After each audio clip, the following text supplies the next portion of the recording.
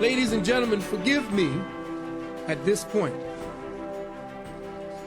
if you don't see me looking straight at you, because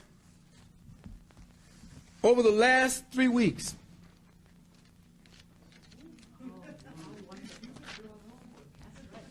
I have been invested in my books to come up with information for you about Christianity. And I intend in this taping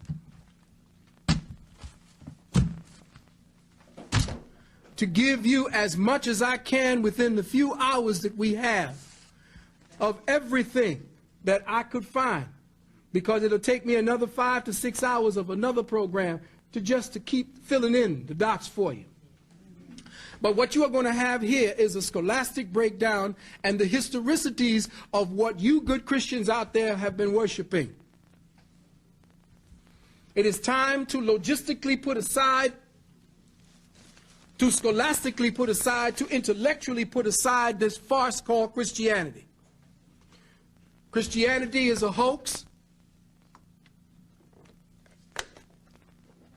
It is time for us to delete our consciousness atmosphere of this presence. Now, why did I call it Vampires of Consciousness? Because that's the name of this particular tape. Vampires of Consciousness, the true historicity of the Church of Satan, Christianity. There is no Church of Satan outside of Christianity. All religion encompasses the Church of Satan. Now, why did I call it Vampires of Consciousness?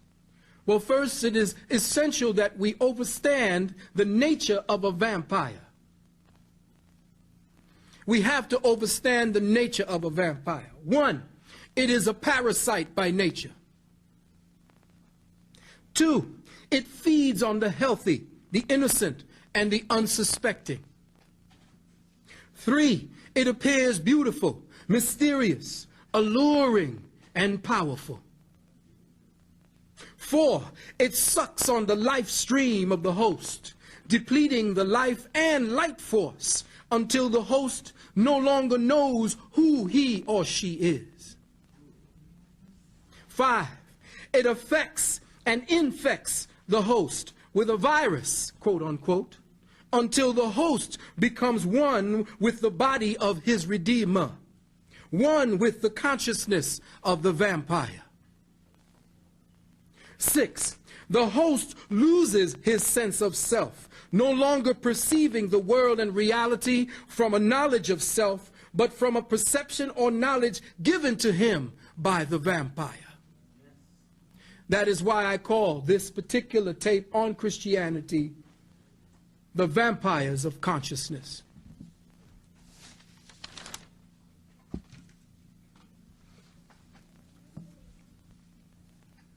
Christianity is crack for the mind and soul.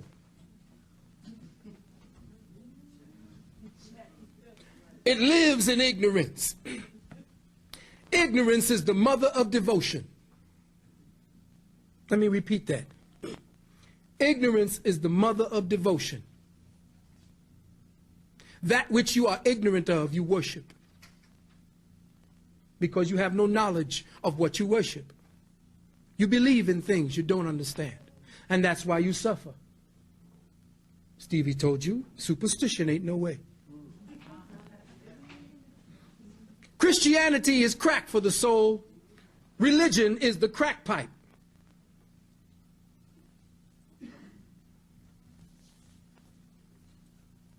You need to go and check the book Edgar Allan Poe, The Pit and the Pendulum. What is The Pit and the Pendulum about? The Pit and the Pendulum was written by Poe about a story told by a prisoner who was in the dungeon of the Spanish Inquisition. In there, they described everything that went on in the Spanish Inquisition. Now, I I didn't have all of the different books. I couldn't find it. I couldn't stay in the library long enough, and I couldn't get to all my books. Most of my books are locked away in storage. The ones that I did have, if you could see my room, I wouldn't even bring you up to my room, because my room is like it's like a paper blizzard. I sleep on my work. All right, that's how focused I become every time I want to put a particular program together. So I wanted to put together, first and foremost, the books that were banned, deleted, or rejected by the Roman Christian Church as apocryphal. Now, the word apocryphal means uninspired. Uninspired simply means that, okay, this one can get through without telling too much. Here are some of the books that were deleted from the Bible. Now, let me first say this. To all you Christians out there who believe that your branch of Christianity is the one that say, oh, well, hey, that's Roman Catholicism. That's them. That's the Catholics. No, it ain't. Because the Catholics are your father and your mother.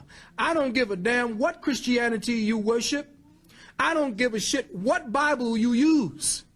You are still using the texts that came out of the Roman Church under Constantine and the Council of Nicaea at 325. So you can call yourself a Lutheran. You can call yourself a Methodist, Episcopalian. I don't give a shit. You are still a Christian by any other name. You are a branch on the same tree with the same roots. Now, I can only bring out 26 of the books that were deleted.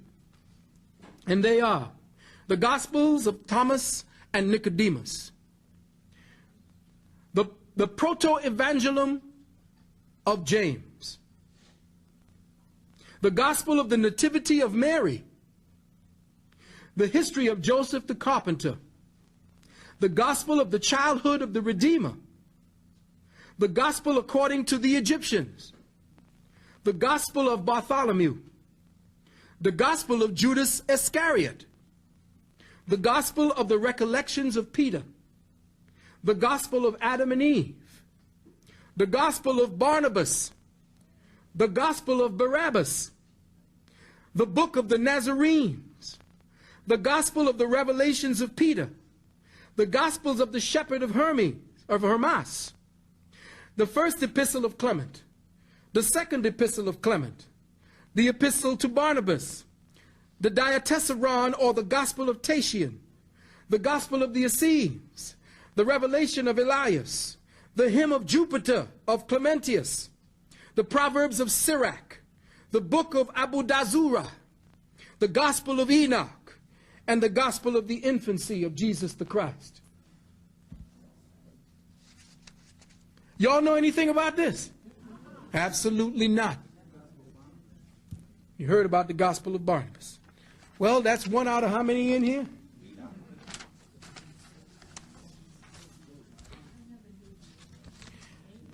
Now forgive the bottom of my head or the back of my head, because I'm going to be speaking to you from all of what I have written. It's best for me to just put it down on the record for you, because I have a lot to read to you. The birth of Constantine, the father of Christianity. On the crossroads of the Balkans near a city called Naissus, Naissus, an illegitimate child was born in 274 AD to a rural barmaid who flirted freely with a Roman officer. The boy was named Constantine. He was born in the inn. This boy was ambitious. He joined the Roman military and quickly climbed up to the ranks of soldiery in the east. On the banks of the Danube River, for bravery in the battle on that Danube River, he was made a tribune. He rose to become a Caesar. He made himself an Augustus. Patience, prudence, determination, and optimism brought this son of an innkeeper to the very banks of the Tiber at the head of an army. Now, I'm writing to you based upon my own literary license. You're actually listening to how I write. All right, so it may tend to take on flair because I like to do that. I'm a Libra. I'm an artist by nature. I'm a wordologist. All right? So it's a little flavor in here, a little season. I think we're a little grown up now. We don't need, you know, Mary ran here. Jack saw this. All right? Across the bridge from Rome was Maxentius and his army, 200,000 strong. Now you just imagine Maxentius and Constantine across the river from one another, facing off to become the next Caesar. Now you got to remember that at the time of Constantine, Rome was about to go into the toilet anyway. And at that time, there were about 5 or 6 other thugs vying for the throne of Caesar. So there were all these little compatriots, almost like the gangs, little parts of the mafia. Whose family are you with? Constantine saw Severus try to take over Rome. Severus, somebody say something? Oh, Severus, the very man that Constantine followed. Severus went across. No good. He watched Galerius try to cross the Pontemal and failed. At Pontemal, Constantine halted his army and he waited. Now one day during his wait, he had a dream. He saw flaming in the sky a monogram in Greek of the so-called Christ of the gospel. This is the story they're giving to you. In the flame of the burning cross, there were the words, in hoc signo vinces, or in this sign thou shalt conquer. Regarding this particular incident, Eusebius of Caesarea, the father of ecclesiastical history and Christianity, writes, and of course he got flavorful too. At dawn, Constantine set his artificers to work and had the sign made, beautiful with gold, gems. The Romans now call the sign the labarum. It was in the following form, a long spear.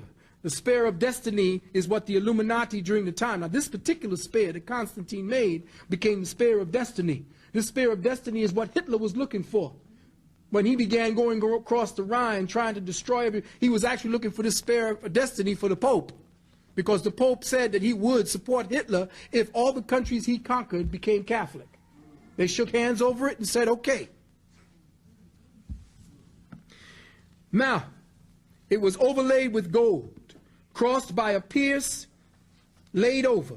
On the tip of all was a crown, formed in gold and jewels interwoven, on which were placed 2 letters indicating the name of Christ, the Greek letter P being intersected by X exactly at the center. This was the first symbol of your Christ.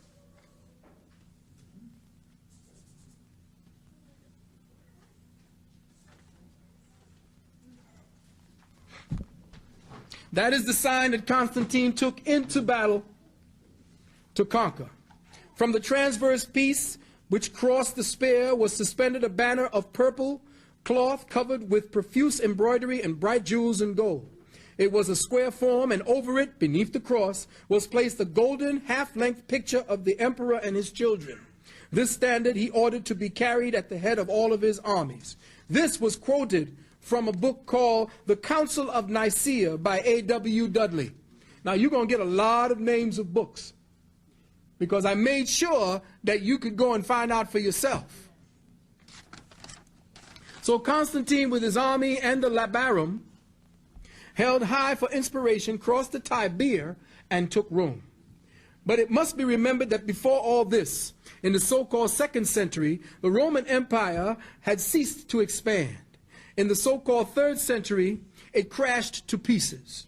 So early in the 4th century, when Roman civilization was in the last stages of its own decline, there were as many as 6 imperial thugs fighting for the throne of the Caesars. One of them was Constantine. But Constantine had one advantage, one hook that he used to gain the upper hand. He discovered that the Christians, or the Christians at the time they were called, would fight for an emperor who favored their religion. They held strategic positions secretly both within and without the society. So he struck a bargain with the Christian bishops, reaped his reward in victory over his rivals, and for this success he made Christianity the religion of the empire and suppressed all other existing systems. It was not the gospel Jesus who established Christianity, but the Roman Emperor Constantine. And it was Eusebius of Caesarea who finished the job of writing his fraudulent history of Christianity. So who knows what might have happened to the cult of Christos had not Constantine adopted it as his state religion. The Roman and Greek scholars of that time mocked and dismissed this baby Jesus nonsense in the manger, and for that they paid with their lives. In the 4th century, Christianity rode to triumph. The victory was won, but not by Christian teaching. It was won by bloody swords and religious wars that continued to disembowel Europe over the next 1600 years. These wars in Europe had not ceased. Look at Bosnia today. Bosnia today is a continuation of that Christian war. The Christian ministers of Rome thereafter were treated like kings because of Constantine. They were treated like royalty. Valuable gifts were made to the churches, and Constantine gave the palace of the Lateran to Sylvester, Bishop of Rome. This act was the beginning of the papal ascendancy. This palace was once the estate of Fausta, F-A-U-S-T-A, the wife of Constantine. Then began the systematic murder of these initiates of the ancient mystery system who refused to accept the new faith. Maxentius was Constantine's first victim. Maximian was his second.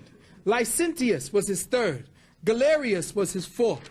And you have to remember, as we go on, that he murdered his brother-in-law, he murdered his wife, and he murdered his mother, all of who would not support this new religion.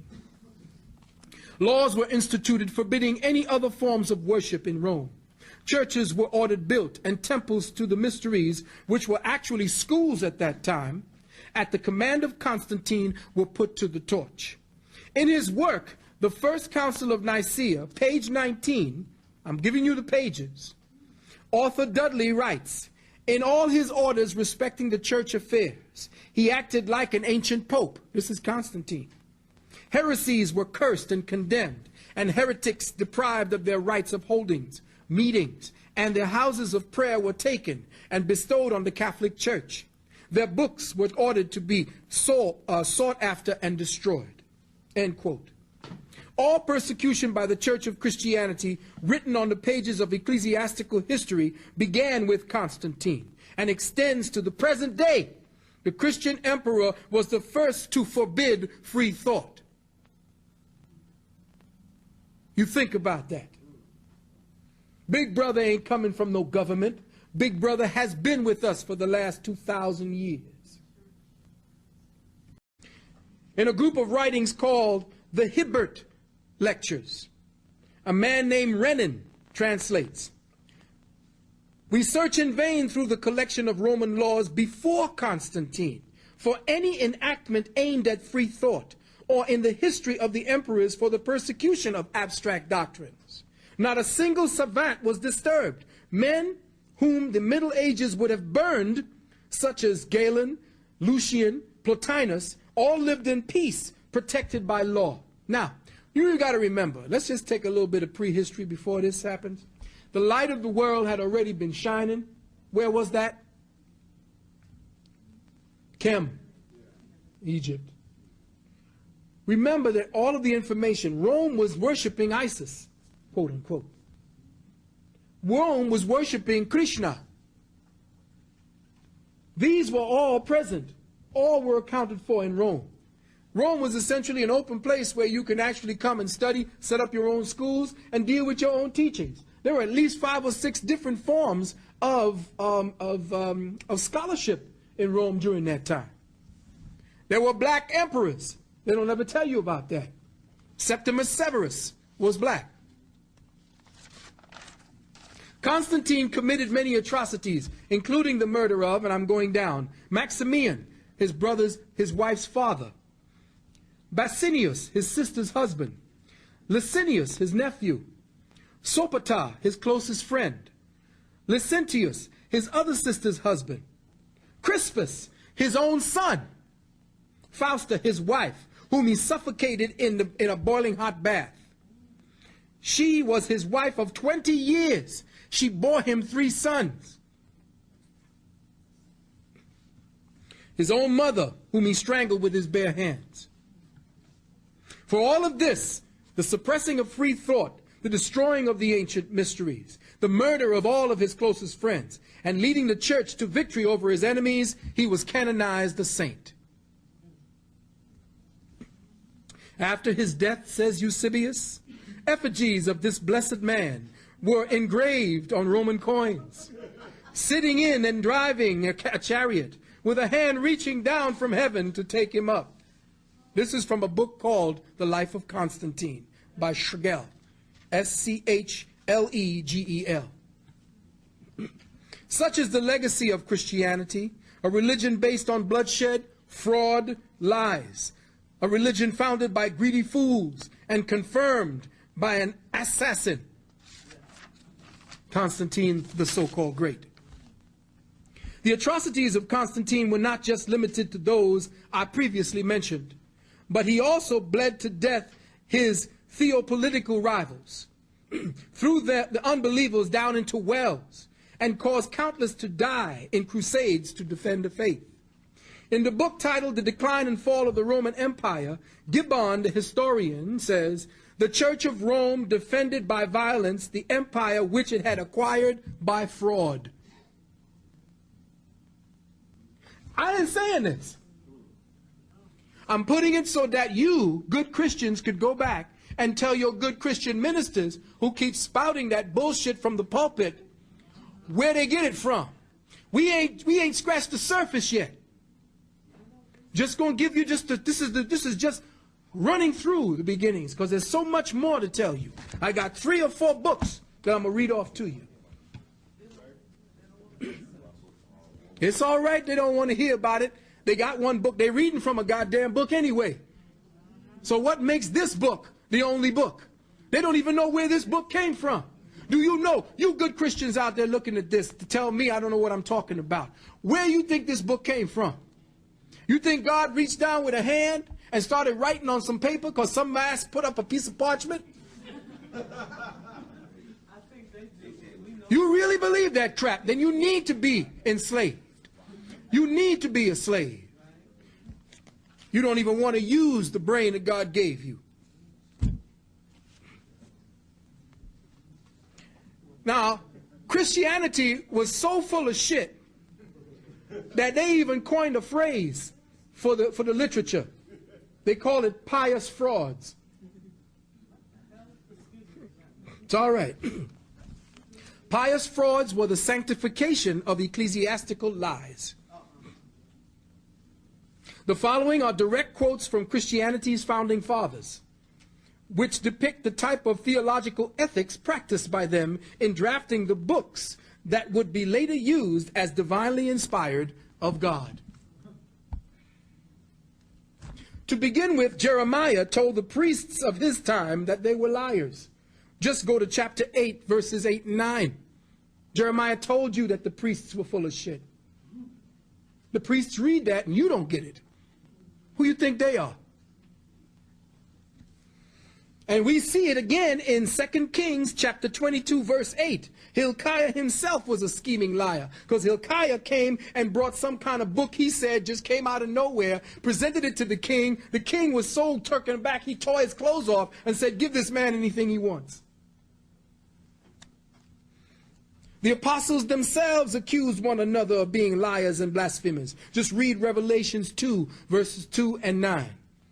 Read it, Revelations chapter 3, verse 9. It appears that the lying, scheming, and forgeries were continued by the Christian church fathers up to this day. T.W. Duane writes in a book called The Bible Myths. Now, this book is extremely hard to get. The only way you're going to get it is in a photograph copy form. T.W. Duane, in his book The Bible Myths, page 434, it was a common practice among the early Christian fathers and saints to lie and deceive if their lies and deceits helped the cause of their Christ. Lactantius, Lactantius, the eminent Christian author, who from the beauty of his style of writing was called the Christian Cicero, writes, "Among those who seek power and gain from their religion, there will never be wanting an inclination to forge and lie for it." This is taken from Middleton's Letters from Rome, page 51. Gregory of Nazianzus, or Nazianzus, Nazianzus, Nazianzus,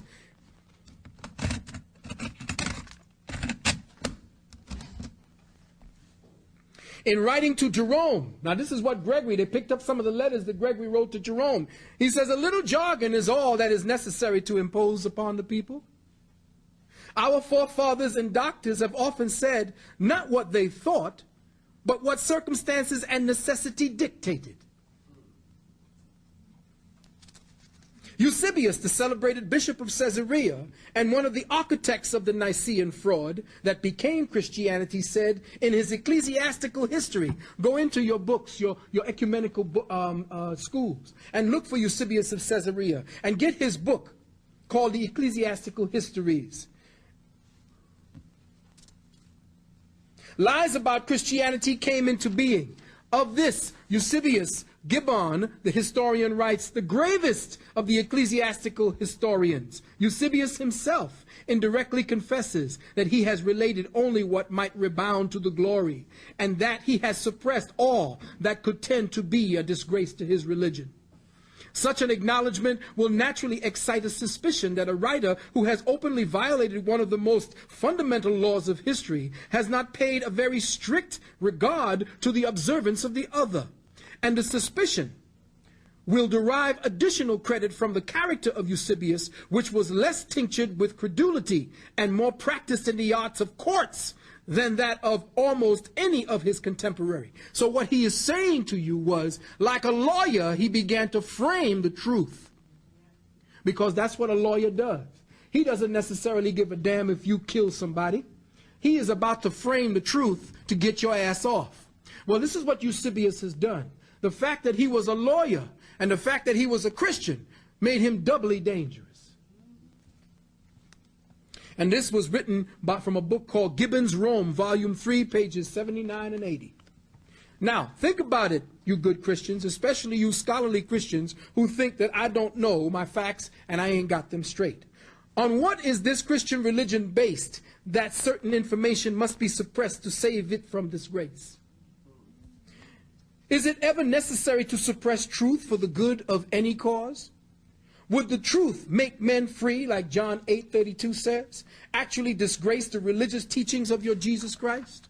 In fact, throughout this entire seminar, we will expose the kind of work done by these early Christian fathers who admitted that they suppressed all that they could tend to find that was disgraceful to their religion. We will see that A, the four Gospels are false. B, the Gospel stories of Jesus are only a plagiarized invention. C, that the ancient ruins of Kemet, Babylon, Sumer, Lemuria, the Maya, the Olmec, Toltecs, the Dogon, the Atlanteans had given up all their secrets and they're all now in the Vatican basements. D, the Crusades from the beginning of Christianity to the present fundamentalist resurgence was an attempt to destroy and snuff out the revealing light of truth. In the book Histoire de Manichès, volume 2, page 568, the theologian Bessoudroit says, "We see in the history of Christianity, such I have related, a sort of hypocrisy that has been perhaps too common at all times. That church men not only do not say what they think, but do say the direct contrary of what they think. Philosophers in their cabinets, out of them they are content with fables, though they well know that they are fables. Nay, even more, they deliver honest men to the executioner for having uttered what they themselves know to be the truth. How many pagans and atheists have tortured and burned holy men under the pretext of heresy? Every day do hypocrites consecrate and make people adore the host or communion, though as well convinced as I am that it is nothing but a piece of bread." You Christians and Catholics out there, go up and get your communion. Y'all really believe that bullshit that that's Christ. Y'all really believe that motherfucker on the there is drinking the blood of Jesus? Y'all really believe that crap? Yet still, when you go down to buy a used car, if they were pulling the same bullshit they were in the church that they were pulling in that church, they'd be closed down by the Better Business Bureau. But what you would tend to be skeptical of with a used car salesman, you believe wholeheartedly with the priest. You suspend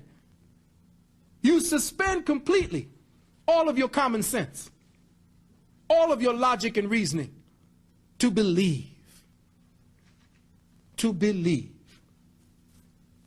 We some sorry asses. The theologian T. Reeves, in his Apologies of the Fathers, as quoted in Taylor's Syntagma, page 170, writes, "It was a Catholic opinion among the philosophers that pious frauds were good things, and that the people ought to be imposed on in matters of religion. Thus, when institutions were founded on fraud, murder, deceit, and falsehood, then pious frauds are good things for those who depend on it for their power and profits from these institutions." Johann Lorenz von Moscheim, in his work Church History, Volume 1, page 198, writes, "It was held by the church that it was not only lawful but praiseworthy to deceive, and even to use the expedient of a lie in order to advance the cause of truth and piety." What more Orwellian bullshit can you read into that? Of this type of mentality, their own Bible has plenty to say. The law says, "Each after his own kind. Men do not gather grapes from thorns, nor figs from thistles." Matthew 7 and 16. Now listen carefully to me. All you Christians out there speaking the crap about, hey, we don't want to hear all the information. We don't want to hear all of the work that you went in talking, all the books by people who existed at that time. What Christianity is now, those weren't the real Christians. That's the excuse. That's the mind programming. Those weren't the real Christians. We're the real Christians. Well, your Bible itself says, each after their own kind. Men do not gather grapes from thorns, nor figs from thistles. Read Matthew 7 and 16. But also go to Luke chapter 6, verses 43 and 44. "For every tree is known by its fruits, and a corrupt tree bringeth not forth good fruits." Wait a minute now. All you Bible thumpers, I'm going to your Bible. And I'm going to repeat, go to Luke chapter 6. Because you believe this bullshit. But we're going to go to the book now. "For every tree is known by its fruits." The tree of Christianity, as it is practiced for the last 2,000 years, was planted in the soil of ignorance, of murder, watered with the blood of innocents, sprouted and spread its poisonous fruits across the land, exported it to countries at the point of a sword. And in your Luke it states to you, that stupid argument to tell me that you are the Christians real now, but those weren't the Christians false back then. That the Catholics are not us. Oh, the Catholic is the church of Satan. We the real church. Where in the hell do you think you got this Bible from? But wait. Let's just take it a little bit deeper. Let's go into the Old Testament. We touched the New Testament. Let's go to the Old Testament and hear what they got to say about what Christianity was then and what you believe it is now. Let's go to Job chapter 14, verse 4. And it says, "No one can bring a clean thing out of an unclean."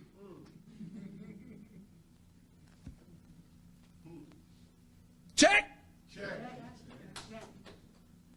No one can bring a clean thing out of an unclean thing. And Christianity is the filthiest, the bloodiest. You're going to see how filthy when we start quoting from this book called Dirt. Oh, I went real deep. So the cause of truth and piety cannot be advanced by deceit and lies. These only bear fruit after their kind. Listen to me, brothers and sisters. The cause of truth and piety cannot be advanced by deceit and lies. They bring fruit after their kind. And this is exactly what this society reflects today. We have been eating on the fruit of religion and Christianity. We have been nurtured by this poison, and so every part of our thinking process has been polluted. Everything that you learn in school, everything you go to science to study, everything you go to the medical schools to study has been tainted, was started on the vine that Christianity planted. The fall of man and the salvation of man through Jesus Christ is a monumental fraud. There is no Jesus Christ. Never was a Jesus Christ.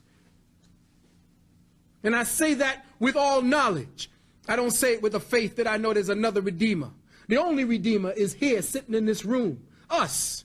We redeem ourselves from our stupidity. We redeem God. God don't redeem you. If you understood what God was, God is a malicious, unfeeling, unconscious force that we bring consciousness to by our existence. We are the civilizers of God. And that's some kind of something like this. Whoa, where you, Reverend Valentine has lost it. We civilize God. Only we can understand morality. Can you talk about morality from a God that just wiped out a half of a continent of people praying to Christianity? Where was Jesus about 25 years after his assumed presence on earth when Pompeii blew up and wiped out that whole city? That's your God. God is. It is an unfeeling, unthinking, unconscious entity of force. That's all you can say it is. That which we are is God in acknowledgement of itself. We put the civilizing energy into God. It is us that will redeem ourselves from the ignorance and our ignorant acts. Isaac de Casaubon, the ecclesiastical scholar, quoted in Taylor's Diegesis, page 44, as well as in Gill's Hebrew and Christian Records, volume 2, page 19, and writes, "It mightily affects me to see how many there were in the early times of the church who considered it a capital exploit to lend to heavenly truth the help of their own inventions, in order that their new doctrine of Christianity might be more palpable, readily allowed by the wise among the Gentiles. These officious lies, they were wont to say, were devised for a good cause." Again, from Taylor's Syntagma, page 52, he quotes the Orthodox Christian scholar and Englishman Dr. P. Burnett from his thesis De Statu Mortuorum. Quote, "He purposely wrote his thesis in Latin that it might serve for the instruction of the clergy only, and not come to the knowledge of the laity, because too much light is hurtful for weak eyes." He not only justified but recommended the consummate hypocrisy of Christianity, and urged the clergy seriously to preach and maintain the doctrine of secrecy, the reality and the eternity of hell's torments, to maintain the fact that there was a hell when there was not, even though they themselves should believe of no such thing in kind. This bullshit can be read by the work of Eusebius himself. And I wrote the word bullshit there. He writes a ridiculous story about a king named Agabus who wrote a letter to Jesus and what Jesus wrote back in reply. This was in the Ecclesiastical Histories, book 1, chapter 14. Now here's a gem for you good Christians to check up on. Paul, the so-called apostle, admits to forging, lying, and deceiving for the sake of Christ. Let's turn to Corinthians 12, verse 16.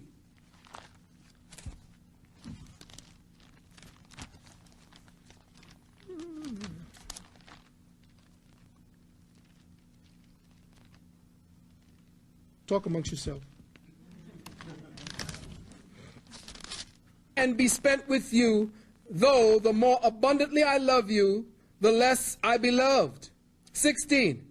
"But be it so, I did not burden you, nevertheless, Being crafty, I taught you with guile.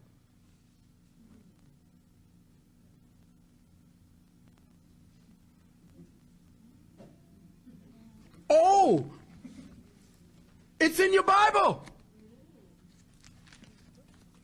Oh, we ain't even got to the meat yet.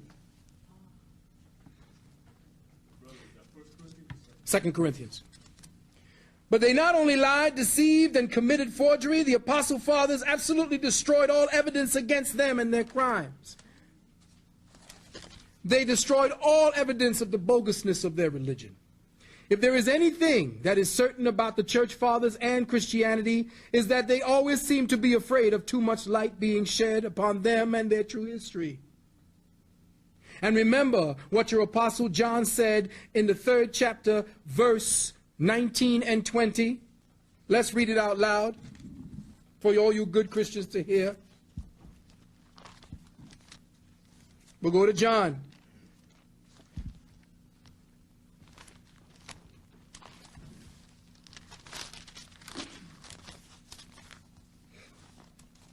Verse 19 and 20, John chapter 3. And this is the condemnation, that light is come into the world, and men loved darkness rather than light, because their deeds were evil. 20. For every one that doeth evil hateth the light, neither cometh to the light, lest his deeds should be reproved. Everything about Christianity and its beginnings have been buried in the Vatican, away from the light. And what did they tell you about those who bury the truth? They hateth, because their deeds are evil.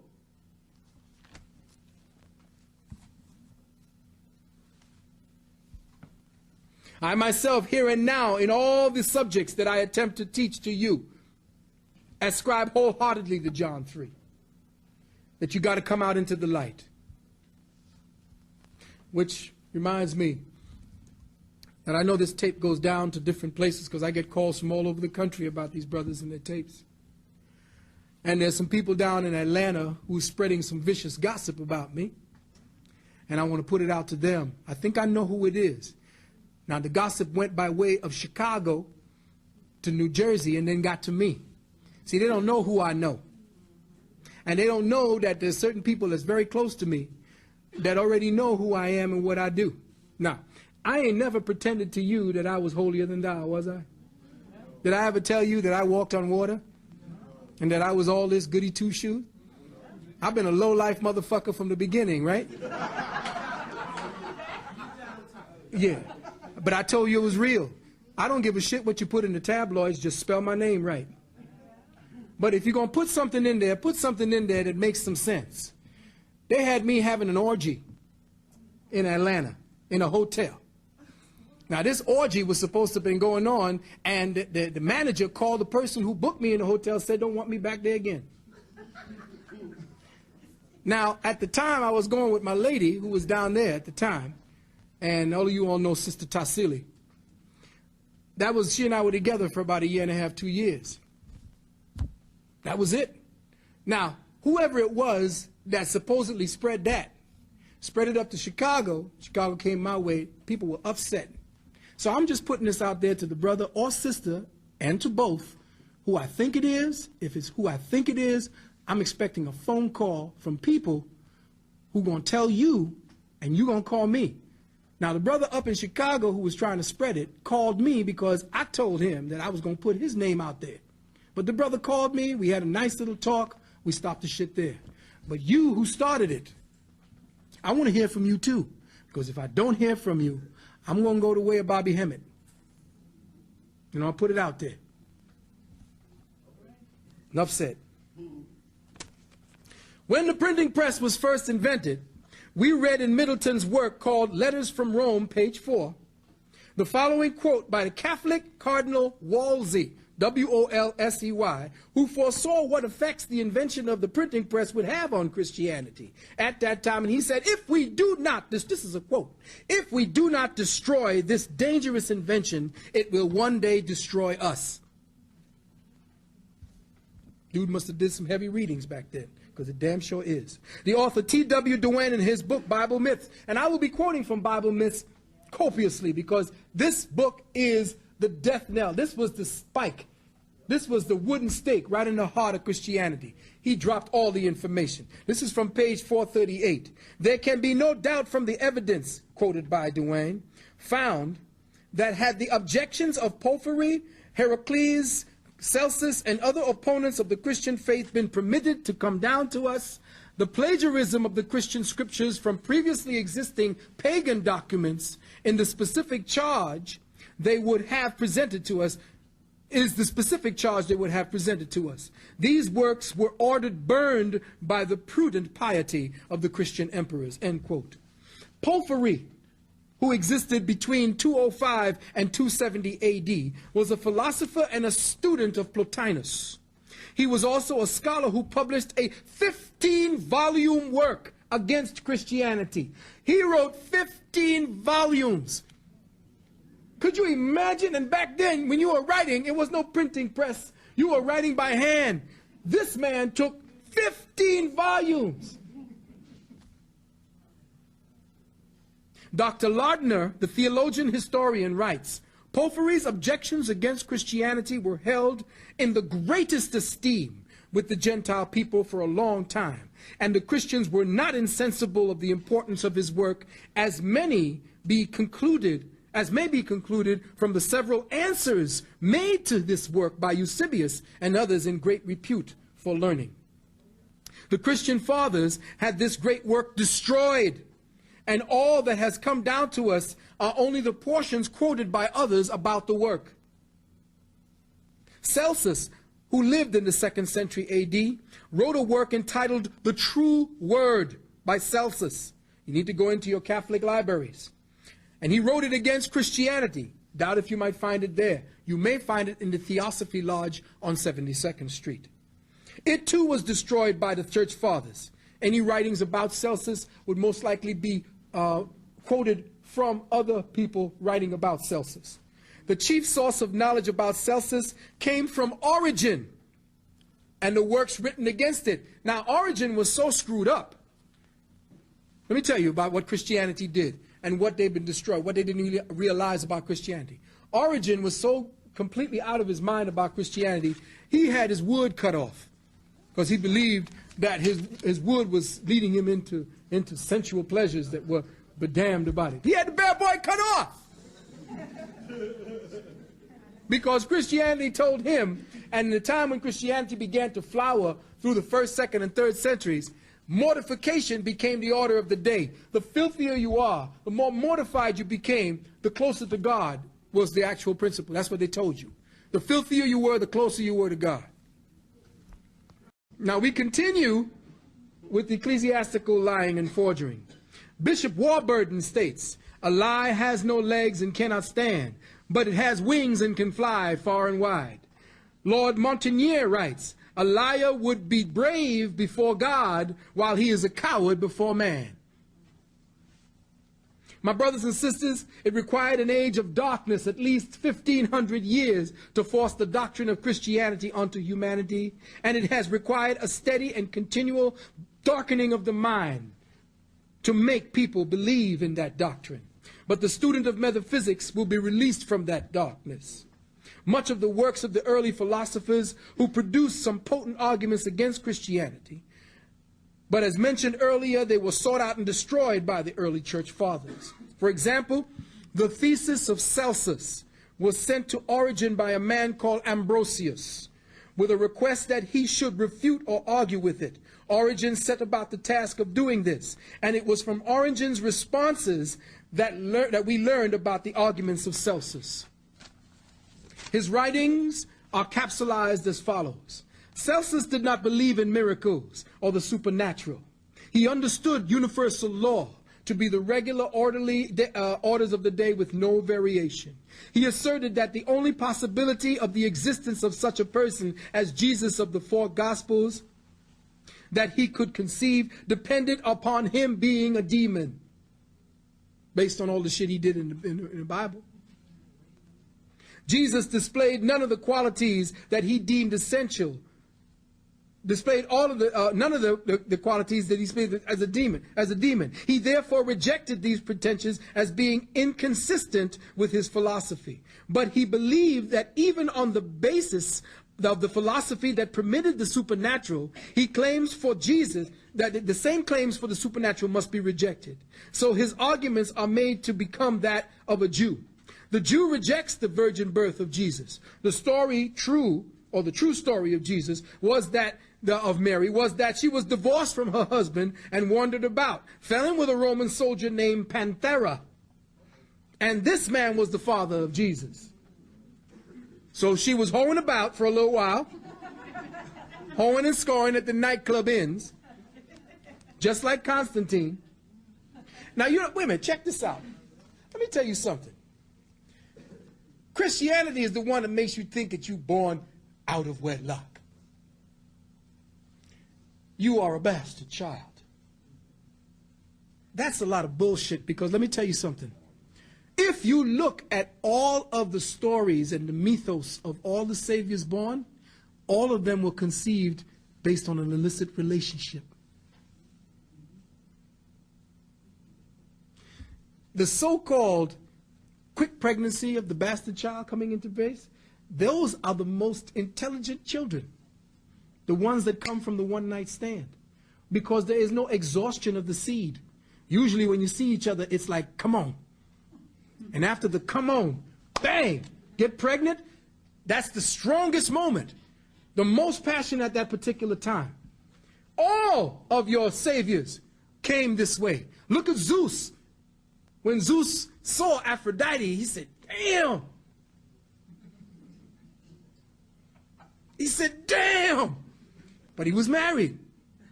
Now, Aphrodite was out there bathing, looking good in the water. He knew he couldn't sneak up as a bull. He couldn't sneak up as anything else. How do you sneak up on her? He changed himself into a swan. Now, I don't know what Aphrodite was thinking about. But this is the myth. The same damn myth happened when Mary, here's Joseph now, he just got a new bride. My boy said, oh yeah, we're going to get to the nuptial bed. But he's a virgin, and the Lord said, no, you can't have none. I'm going to have her. So what comes down? A dove. Check it. Now that's some sick shit. Now you know why the early church fathers was into fucking cows and sheep. That's right. There's a law, an ecclesiastical law. From you can't fuck sheep. That's where Christianity came from. They had to write a law. I think it was Pope Innocent or Pope Leo. Had to write it down for these priests. Stop fucking the little boys and stop fucking the animals. It's deep. This is what you... Wait a minute. Let's go back. Yeah, they're still doing it now. For every tree is known by its fruits, and a corrupt tree bringeth not forth good fruit.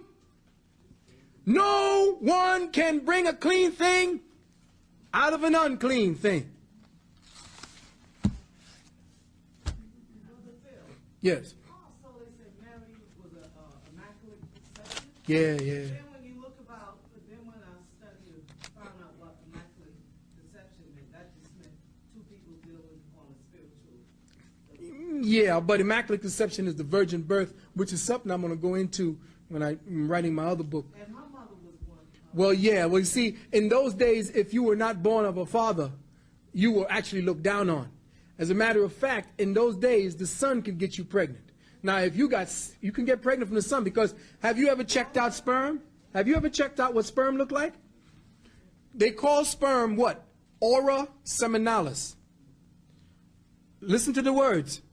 Ora seminalis. If you look at the head of the sperm, there's a halo around it. There's a light in it. So essentially what you have, sperm is nothing more than the condensed tincture of sunlight. The essence that goes into creating the feminine principle, though part of the sun, her particular wavelength is silver. So gold is male, silver is female.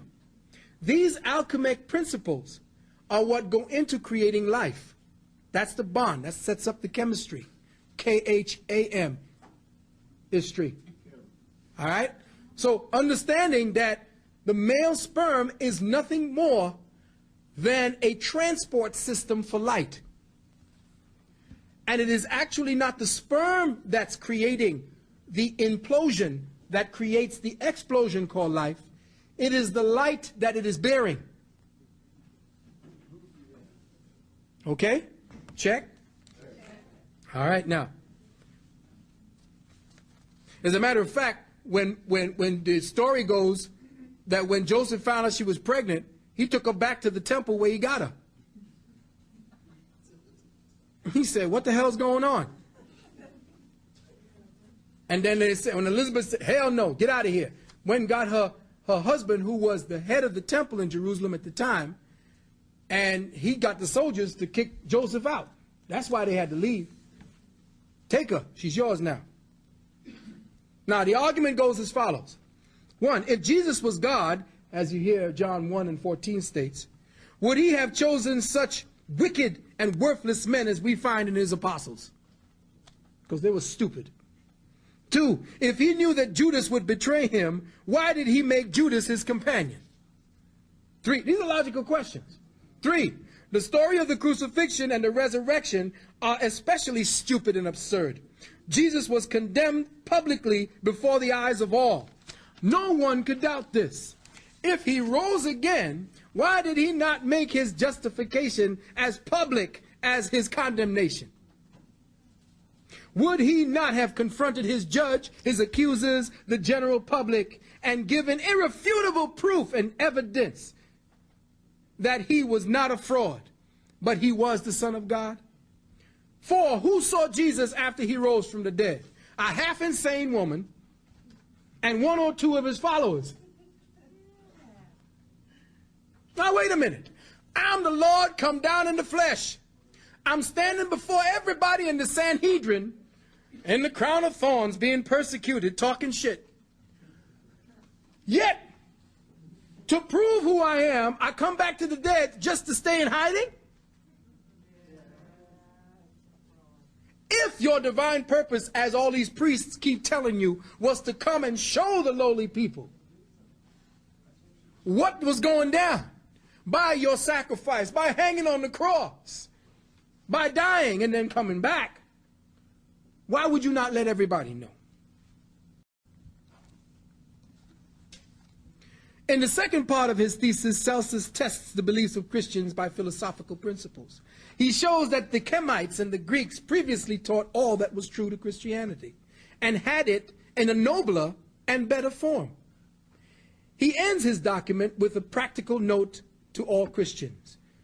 Give up your stupid separatists and your tendencies to separate, to stop worshiping demons, and to join in all civil and military duties imposed on citizens of the state. He goes on to say that God is God and beautiful and blessed. He therefore cannot change. For if he were to change, it would only be for the worse. Therefore, God cannot come down as a man. This is what he's saying. See? Check it out now. Has he not the power to do all things without assuming a material body? Does he not know all things? Is he not able as God to do everything that he would do as incarnated God? And no real advantage is gained by men, for they do not know God any better by seeing him in a bodily form. God must be seen by the soul of the spirit, and men are deceived if they imagine they know him better by seeing him in a corruptible body. You understand what I'm saying? The only time you should be seeing any God is within and from within. Anytime you see any man walking, you get sick and tired of looking at him. You're seeing him eat, piss, shit, and they say, well, damn, he's just me. Wouldn't he have served it better than to come down and did something else?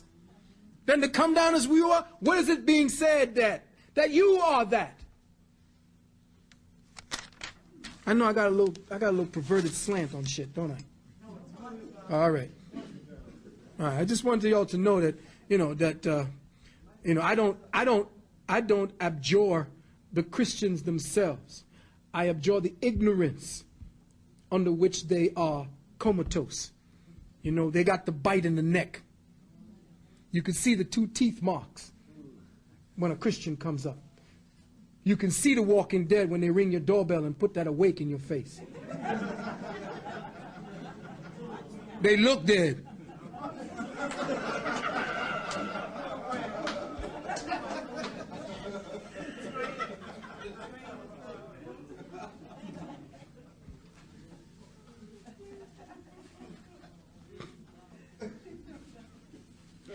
Nor can the purpose of Christianity, assigns for the incarnation of God in the flesh, be regarded as true, much less logical.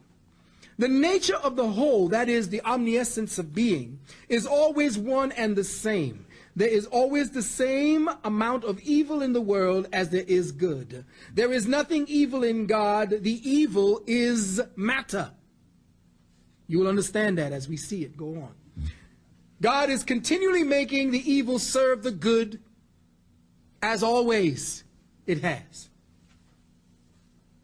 This being the case, it is absurd to believe and assert that God would be especially interested only in a few members of the human race. He works always for the whole. Hence, the Judeo-Christian doctrine is patently stupid, peculiar, and absurd. Did God at the particular time suddenly arise from a coma and just like that resolve to rescue only a few Caucasoids that came out of the mountains to adopt Christianity and Judaism? By exhibiting the superiority of the ancient teachings, Celsus points to the circumstances that had the ancients appeal to reason, where the Christians, with absolutely nothing to appeal to reason, cries out with their ignorant masses to believe, to believe. He goes on to say that the doctrine of the Son of God was copied from Plato, who copied it from the Chemites. Now, as to the teachings of Paul, you got to remember Paul was the Christian. He was the one that was assigned the work of the church. Every time you turn on them blasted televangelists, they're running something from Paul. That Creflo dollar, boy. Creflo pimp a dollar. I decided to dedicate a portion of this lecture to Paul after I saw a television broadcast with the theological crack pusher Creflo Dollar and some other Christian shows called The Believer's Voice of Victory. These people were talking such bullshit with Paul was concerned that I decided to set the record straight. Now, again, I used the word bullshit right there for myself. The testimony of Paul, by all accounts, shows proof by evidence taken from the New Testament that Jesus the Christ, or Iesus, the anointed one of the 4 Gospels, is a mythological character. To this end, we will first examine the testimony of Paul, for he is the first Christian writer whose works had been allowed to come down to the masses. Paul, or Saul, is promoted by Christianity as the greatest writer of its earliest time. He seems to have done more than any other person to establish the Christian religion, if his alleged epistles contained in the New Testaments can be said to be true. I say this because of the true history of Paul we know nothing. We find no evidence as to when he was born, how long he lived, or at what dates the several events of his life occurred. It is said that he was sent to Rome sometime before the death of Festus, which occurred about 62 AD. It appears that he suffered martyrdom in the so-called Neroian, Drew Nero, executions during 64 AD. If any of the epistles of Paul in the New Testament were written by him, then they were prepared by one who lived in Jerusalem when Jesus the Christ of the 4 Gospels is said to have been teaching there. If the alleged facts of the life and work of Jesus were known to anyone of the first century of Christianity, Paul is the one who should have known about it most fully. If Jerusalem was the place of Paul's education, now you can look in Acts chapter 22, verse 3. They tell you that that's where he was taught. Then his education must have been going on at the time of the preaching and the death of this person called Jesus. This makes this inquiry and investigation even more eerie and strange if Jesus were a real person, that is, living and preaching at that time, that Paul never met him, much less knew anything of his teachings, since, as we were told by the Bible, that the fame of Jesus went out all over the world. Now you could talk about that. Matthew 4 and 24, Matthew 9, 26 and 31, Matthew 14 and 1, Mark 1 and 28, Luke 4, 14, 37, Luke 5 and 15. All of these are the Bible depictions that tell you that Jesus and his ministry were known throughout the world. Where was Paul? That he heard and knew nothing of these things. Paul admits that he never saw Jesus, except in a damn vision. Go to Acts 18 and 9. Go to Acts 9, 3 to 5. Go to 1 Corinthians 9, verse 1. Go to 1 Corinthians 15 and 8. You want proof? I'm giving it to you. Then it appears that he did not see Jesus in a vision, for the man that journeyed with him, those men who journeyed with him, stood speechless, hearing a voice, but seeing no man. Go to Acts 9 and 7. Go to Acts 26 and 14. He further states that the men with him heard not the voice. Go to Acts 22 and 9. Paul appears to boast of not seeing Jesus, not even meet him, nor even heard him. In Galatians 1 and 11, 11 and 12, Paul says, the gospel which was preached of me is not after man, but neither receiveth it of man, neither was I taught it, but by the revelation of Jesus the Christ. Now you know somebody wrote them words into his mouth. Think. Apart from this line being an obvious forgery, Paul is professed to have derived his knowledge from supernatural sources, from dreams and trances and visions. Acts 9, verse 3 to 9, Acts 26, verse 13 to 19. Dreams and trances and visions appear to be the foundation of all Christianity, from Constantine to Paul. Read Genesis 46, 2 to 4. Read Exodus 11 and 5. Read Exodus 12, 29 to 33. Exodus 14 and 25. Acts 12, 6 and 7. Now I'm writing that, I'm putting these down to you to tell you that you could go to all of these, because all of your church fathers keeps telling you that the only way they got to know about God is in visions and dreams. So what makes them so damn special that you can't do the same damn thing? Why must they codify it and qualify it for you? Give it a name that you're going to kneel down and genuflect and worship to. Why don't you give it a name? Out of these dreams, visions, and trances came the works that we accept as the word of God. And we accept it or we be damned. Ye must accept the book, because what? This is the word of God, the inspired word of God. Ye be born again or be damned. The silence of Paul relative to the alleged miracles of Jesus is difficult to understand. Nowhere in Paul's epistles does he speak about the wondrous works of his Jesus the Christ. Why is that? Of course not. All these miracles is hard to understand, and I will display the particulars so that all of you good Christians who believe in belief rather than reason. 1, Paul says he was reared and educated in Jerusalem. You can read that in Acts 22 and 3, Acts 26, 4 and 5. 2, as proof of his residency, he is documented as having consented to the stoning to death of Stephen. Read Acts 8 and 1. 3, Paul is advancing the cause of Jesus, but makes not a single specific reference to anything he ever said or did. On the other hand, he quotes quite freely from other prominent people. For example, in Corinthians 1, verse 2 and 9, Paul quotes as scripture a passage which both Origen and James admits was taken from an apocryphal work called The Revelation of Elias. It's one of the books they took out of the Bible. 2, in Acts 17, verse 28, Paul quotes verbatim et literatim from the phenomena. Now, phenomena written by the Greek poet Aratus, and from the hymn of Jupiter of Clentus. This is, if you read in Acts 17 and 28, this was taken from a Greek poem called Aratus, or the poet called Aratus, and it was a hymn to Jupiter.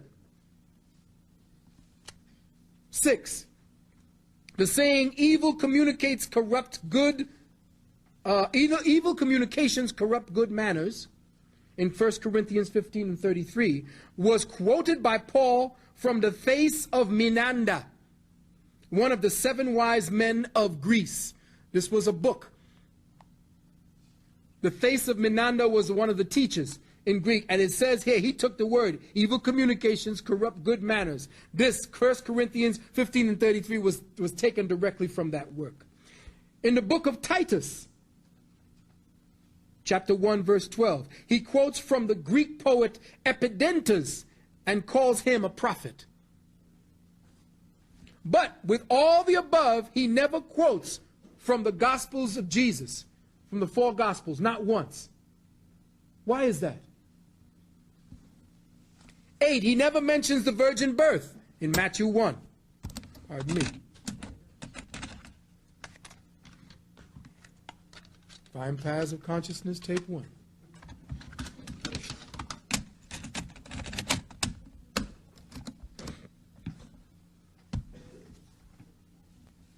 He never mentions the virgin birth, Matthew 1, 18 through 21. 9, he knows nothing about the voice from heaven saying, this is my beloved son, from Matthew 3 and 17. He knows nothing of the transfiguration, from Matthew 17 and 2, Mark 9 and 2. He knows nothing of the alleged miracles performed by Jesus. He knows not the slightest knowledge of the teachings of Jesus. He stated quite emphatically that he was made a minister of the gospel, which had already been preached to every creation under heaven. Read Colossians 1 and 23. If he is preaching a gospel that was already preached to everyone under the sun, why are they ascribing Paul this particular gospel, saying that he was one of the acolytes of Jesus, and he's sort of putting it up? Now, he preached a God manifest in the flesh who had been believed in the world in Timothy 3, 1 Timothy 3 and 16. In fact, this previous reference could not have been to Jesus, whose doctrine had not been preached at that time, nor generally believed in the world till ages after that time. 15, Paul knows nothing of the Sermon on the Mount, Matthew 5, 1 through 12. 16, he knows nothing about the Lord's Prayer, Matthew 6, 9 through 13. He knows nothing about the parables. In all of his epistles, Paul quotes not a single word, not a single saying of Jesus. He never once cites signs and wonders rendered by or for Jesus. In fact, more than once, he speaks of his own miracles in 2 Corinthians 12 and 12. But he positively refuses to discuss any miracles except those signs done by himself or by the influence of Jesus. Romans 15, 19, 18 and 19. When preaching at Jerusalem, Paul omits those marvelous incidents that were the career of Jesus and fails to describe them even to the Gentiles. 22, the population of Lystra was more than anxious to worship Paul for merely curing a cripple. Those at Melita said that he was a god because he was not killed by a serpent. Read Acts 28 and 6. Those in Ephesus loved his tailoring expertise because Paul could sew. Read that in Acts 8, 19 and 12. Now, all of these things that Paul are talking about, how is it that Creflo Dollar can sit up there and talk about the fact that Paul was talking about Jesus Christ? He was not talking about Jesus Christ. He was talking about Jesus the Christed.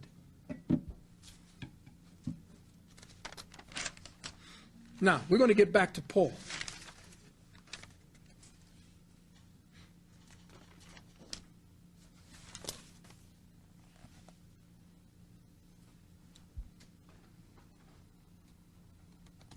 In the oldest Gospels, there appears in Matthew 2, verse 4, where the Christ should be born. Matthew 11:2 reads, John hearing in the person the works of the Christ. The Christ. In the same gospel, it is also stated that Jesus said to his disciples, whom say ye that I am? And Simon Peter answered and said, thou art the Christ. Then changed and charged his disciples that they should tell no man that he was Jesus, the Christ. In Greek, it was Christos. Hindu, it is Krishna, and it means the anointed. Now, the word Christ was used very liberally at that time for great potentates. Cyrus, the king of Persia, was called the Christ. Mithras of Persia was also known as the Christ. Heru, or Horus, was known as the Christ. Bel Minor was known as the Christ. Io was known as the Christ. Adonai was known as the Christ. Each of them was called the Anointed One, or the Christ. The title of the Christ, or the Anointed One, was applied even at the time to the King of Israel. The title of the Christ was applied to religious teachers, teachers of factions, necromancers, wonder workers, and even the magicians of the time were called the Christ. This common usage was shown in the Gospels themselves. Look at Matthew 24, 23, and 24. Look at Deuteronomy 13 and 1. Then if any man shall say unto you, lo, here is Christ, or there, believe it not. For there shall arise false Christs. Deuteronomy 13 and 1. There shall arise false Christs and false prophets, and shall show great signs and wonders, insomuch that, if it were possible, they shall deceive the very elect. False Christs tells you that the word Christs was used a hell of a lot more than we believe it was used. These statements show that the Christ was a title only. Therefore, it is a title. As a title, it cannot be a name. Thus, this is strong evidence that all passages in the New Testament, which contains the word Christ as a name, exposes the hand of the early Christian forgers at work, as he interweaved into the Pauline epistles certain spurious words and passages to fabricate evidence in an attempt to give validity and existence to a person that was completely unknown to history. It was only by devious customs and habits extended over thousands of years' time that the title the Christ gradually mutated into a name, and Jesus Christ, or later still Christ Jesus, became one designation. The name Jesus is a Latin transliteralization of the Greek Iesous, I-E-S-O-U-S, which in turn is transliterated from the Hebrew Yeshua, Yeshua, or Joshua, meaning Jehovah is salvation. In one form or another, this name appears throughout the Old Testament. During the Hellenic period of Rome, the name Jesus wasn't well received by the Jews because they saw it as a bastardization of Yeshua or Joshua. So many people with the same name Jesus adopted the purely Greek analog Jason. And this name appears in this form in the New Testament as well. Acts 17 and 5. Huh? Acts 17 and 5. Jason is another word for Jesus. Jason and the Argonauts. How many Argonauts were there? 12. Huh? And go to Romans 16 and 21 as well. After the so-called captivity, the name is seen frequently and is interchanged frequently with Jehoshua, the successor of Moses, who is called Jesus more than once in the New Testament. Look at Acts 7 and 45. Later on, the name Jesus became one of the commonest Jewish names appearing in the New Testament. See Acts 13 and 6, see Acts 18 and 7, and see Colossians 4 and 11. The name Bar Abbas is also Jesus. although it was deleted from the chief manuscripts by the Christian fathers, specifically Origen, who was careful to see that no sinner among these had borne the name of their Jesus the Christ. And you could read this at the Encyclopedia Britannica, 9th edition, volume 13, page 656. T.W. Dewan, in his book, Bible Myths, writes, "We know of a Jesus, son of Sirach, a writer of Proverbs, whose collection is preserved among the apocryphal books of the Old Testament. The notorious Barabbas, son of Abbas, was himself called Jesus.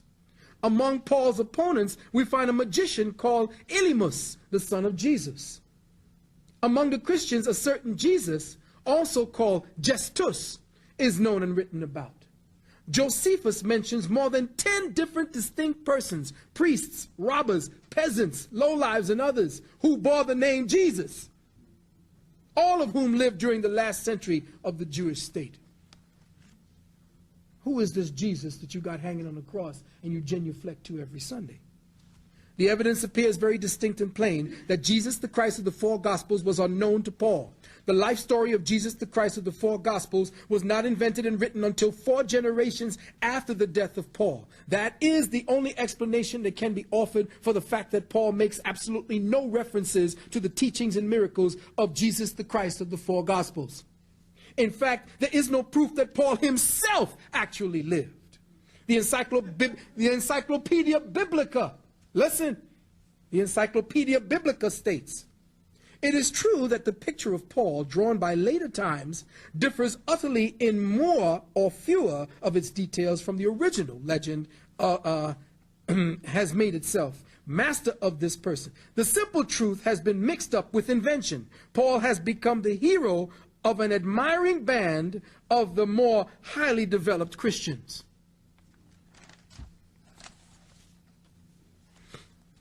Now, Marshall J. Gauvin, Gauvin, wrote a book called "Did Jesus Really Live?" And on page 58, he says,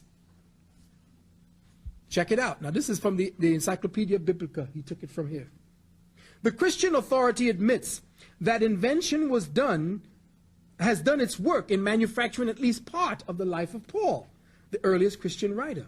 In truth, the ablest Christian authors and scholars reject all but 4 of the Pauline epistles as being spurious." Listen carefully, people. This is in the Encyclopedia Biblica. They reject all but 4 of the epistles as being spurious. Some maintain that Paul was not the author of any of them. The very existence of Paul is questionable.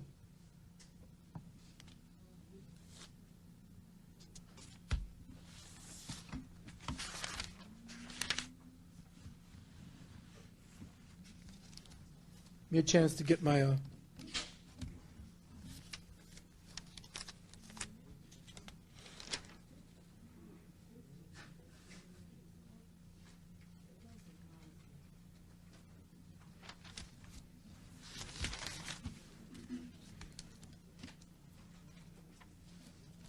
Now let's talk about the crucifixion, because all you folks just love to talk about how he died on the cross for us. Yep. Let's talk about all this stuff about the crucifixion.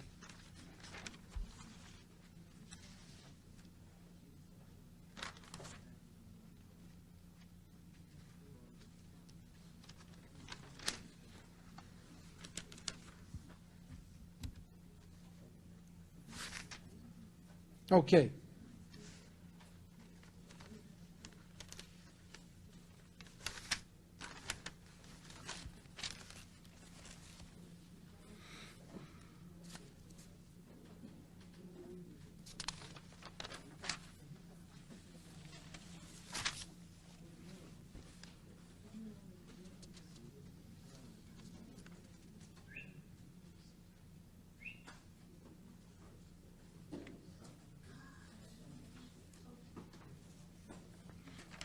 The 16 Crucified Saviors. Have you read that book? He knows it. Dr. Kersey Graves. Page 129 and 130. Dr. Kersey Graves states, we find that there has always been a margin for doubt amongst his own followers as to the fact that the crucifixion of Jesus Christ, and this in the very country and era of its occurrence. Many of the early Christians and contemporary Jews and Gentiles doubted it, and some openly disputed that it ever occurred. Others bestowed upon it the mere spiritual signification, and not a few considered it merely symbolical of a holy life. One circumstance calculated to lead to the entire discredit of the story of the crucifixion of Jesus Christ is the revelation in connection to it, a violent convulsion of nature and the resurrection of long-buried saints. Events not supported by any authentic contemporaneous history, sacred or profane. As these events must be set down as fabulous, they leave the mind in doubt. Listen to what he says. They leave the mind in doubt with respect to the fact of the crucifixion itself, especially when the many absurdities involved in the doctrine of crucifixion are brought into view. The connection with it, some of them so palpably erroneous that an unlettered idiot could see and point them out. Important point. If the canonization of saints did not take place until after the establishment of Christianity as a state religion, who in the hell are these saints that rose from the dead when Christ had just died? Think.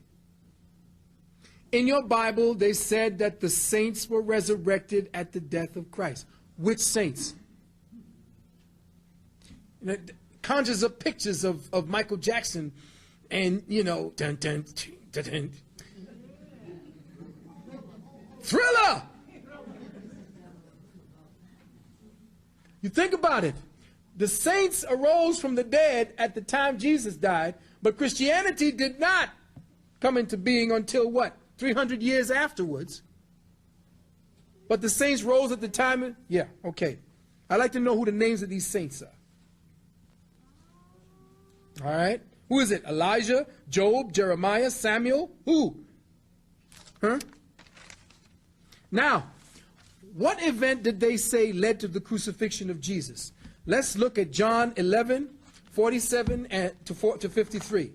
Come on, John.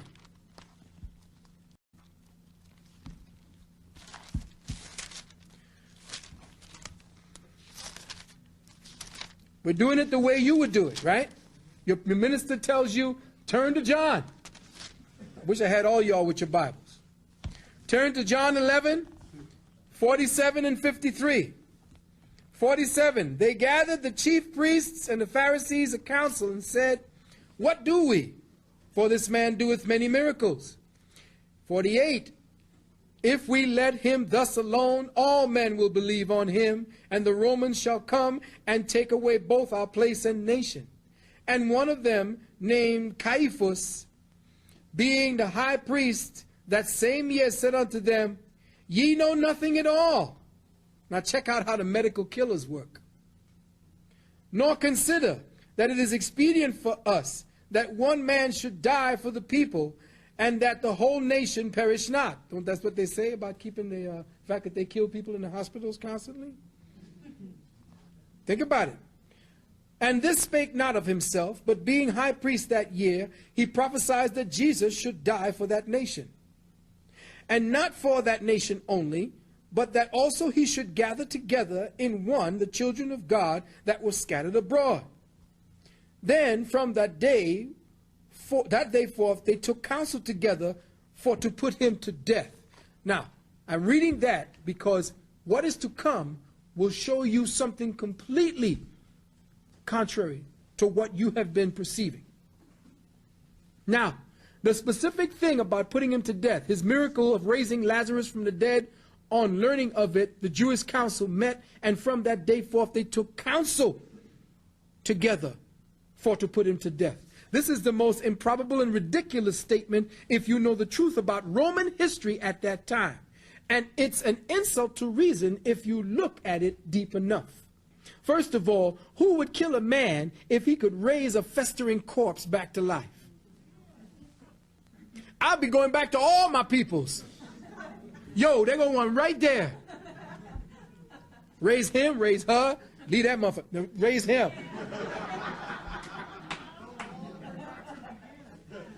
There you go. All right? If this crucifixion was a fact instead of a fable, it seems odd that the four Gospels contain so many contradictions about this one event. Ain't nobody got it straight. For example, the Luke version states that a multitude followed Jesus as he went to his execution, and also a woman wailed and lamented him, Luke 23 and 27.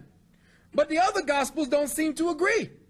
John says that he and Jesus' mother, along with Mary Magdalene, his wife, by the way. See, Mary Magdalene was his wife. There were many Marys. All right?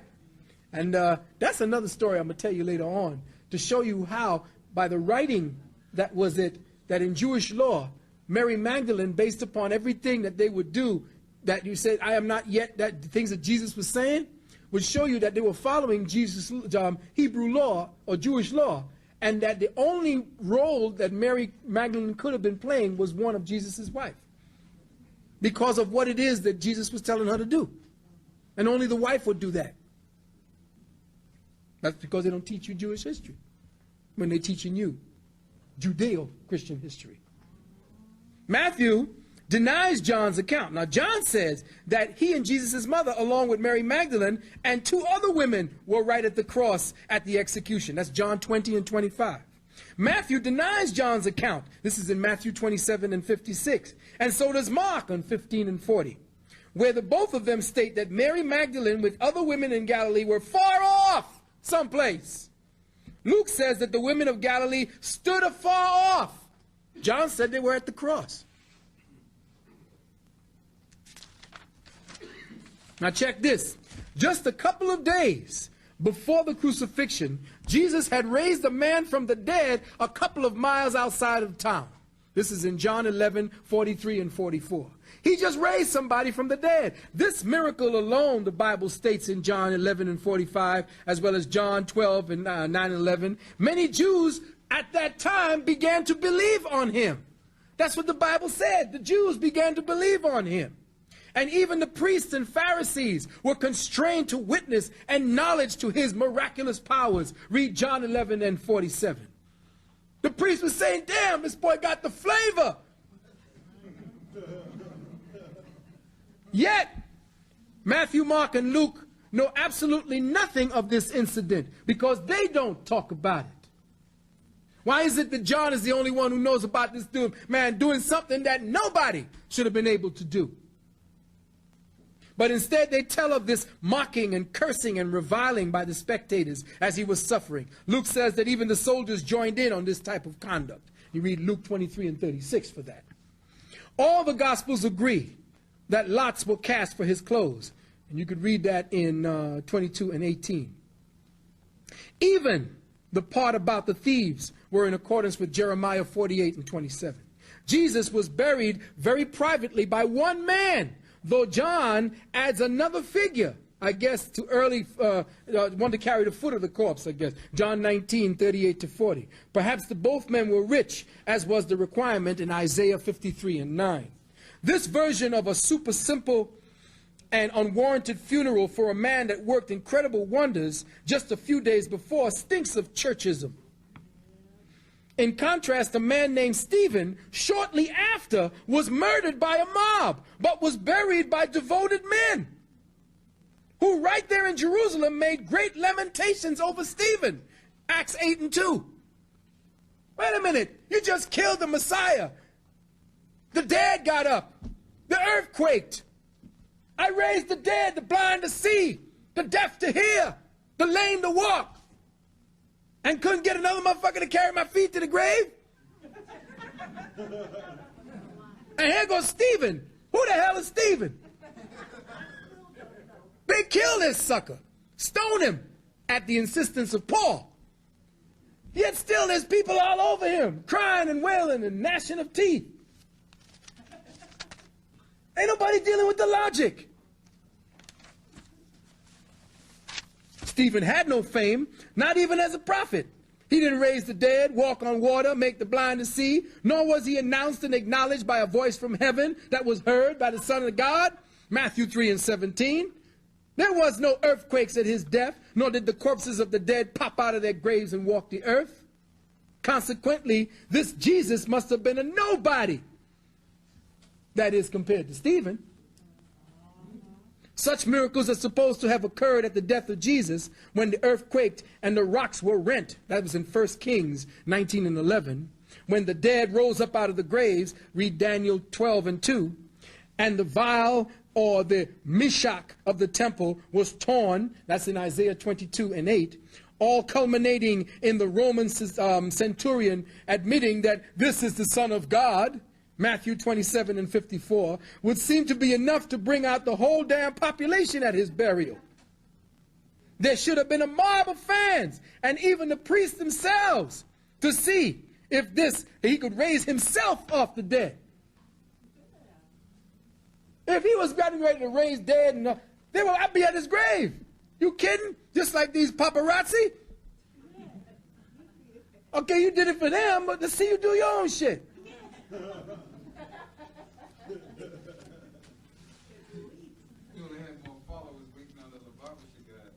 Yeah, Coney Island, yeah. And he's still laying there dead and rotting. Cambria Heights. The priests could not have stopped any fans from attending the funeral either, because Matthew 21:46 made it quite clear that these priests feared the multitude. Matthew 21:46. So they weren't going to stop a multitude that supposedly knew this man made all these miracles.